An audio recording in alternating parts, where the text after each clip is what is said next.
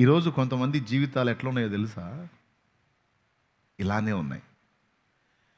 తాము ఎదుర్కొంటున్న ప్రతికూల పరిస్థితుల్లోంచి ఎంత బయటపడదామని ప్రయత్నిస్తే అంత బలంగా బిగుసుకుంటున్న పరిస్థితి.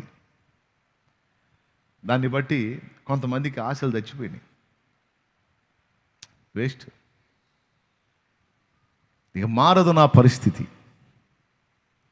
పోరాడి పోరాడి పోరాడి నాకు అలసట వచ్చేసింది. బయటపడదామని ఎంత బలంగా ప్రయత్నించినా అంత బలంగా నాకు ఉచ్చు బిగుసుకుంటుంది తప్ప నేను బయటపడే పరిస్థితి అయితే నాకు కనబడట్లేదు అని మన హృదయాలు వేదంతో ఉన్న పరిస్థితి దేవునికి తెలుసు, కొంతమేర నాకు కూడా తెలుసు.